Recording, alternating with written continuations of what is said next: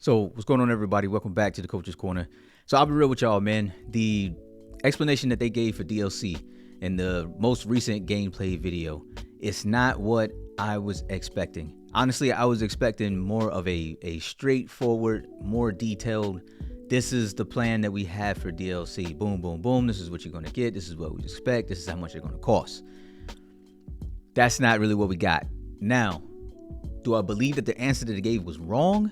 No, honestly, I don't. And I think that it was actually the right thing to say at the current position that they're in right now with the current development of the game. All right. Now, let me explain. 11 months ago, this DLC conversation started. It was Todd Grisham on an episode of SI Boxing Podcast with Chris Manning. And unfortunately for SCI, there were things that were said that really couldn't be taken back.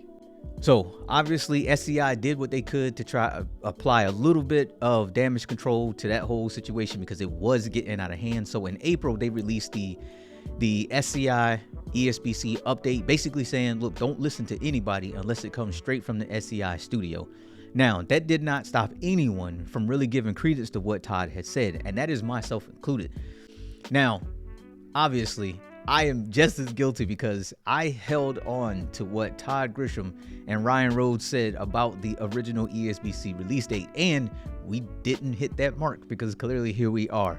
So I am just as guilty as the rest of the community is, but they weren't ready to talk about DLC then, and they're not ready to talk about DLC now. But let me put that into a little bit of perspective.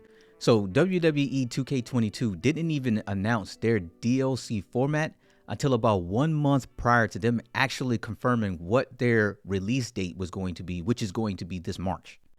Now, with them mentioning that the 200 plus roster is more than likely not going to be in there on day one was not surprising to me, man. I mean, the current COVID landscape is literally doing everything it can to slow as much stuff down as possible, man. These guys got to be able to get over there, get people scanned, get them mocap for the ones that are doing mocap. And it's just too much going on right now and slowing too many things down. So I was not surprised by that portion.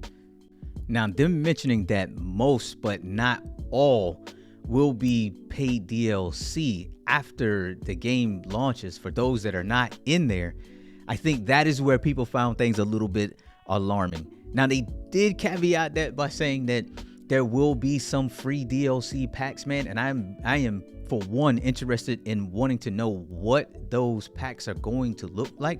That's the free and the paid versions. What are we going to expect? Are we looking at season passes? Are we looking at fighter bundles? Are we looking at bundles with fighters, uniforms, outfits, and arenas, like all together? Maybe even some walkout music thrown in there, man, some additional hairstyles and things like that. Like, if that's what we can expect, then I think the only thing that's left lingering at that point is what is the price going to look like, because that is really going to be the make or break for a lot of people when it comes to purchasing DLC later on.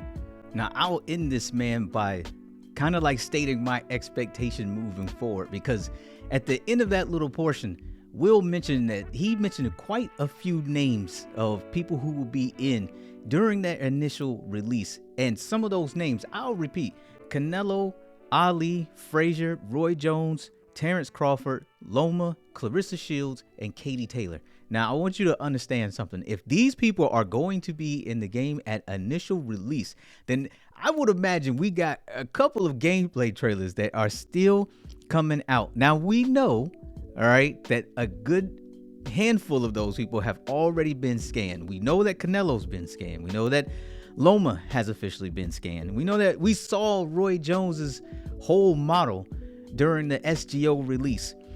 We've seen Katie Taylor get scanned. And as of February 18th, we know that Terrence Crawford was there at the SCI studio to get his scans and get his mocap. All right. Now, listen, SCI, don't tease me. Okay.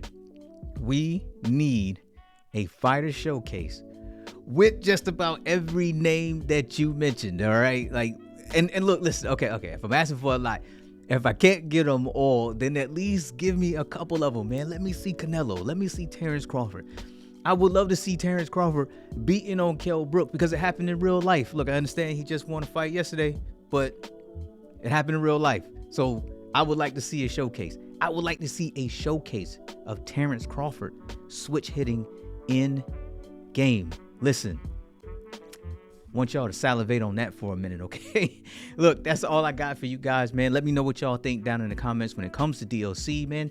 Are you upset that we didn't get enough information? Do you understand now why we didn't get anything? And what do you want to see next, man, in another gameplay video? That's all I got for you guys, man. Like I tell you every time, appreciate y'all for coming back to the Coach's Corner. I'm going to have some videos after that you could watch if you feel so inclined. But if not, I will catch you on the next one. Peace out.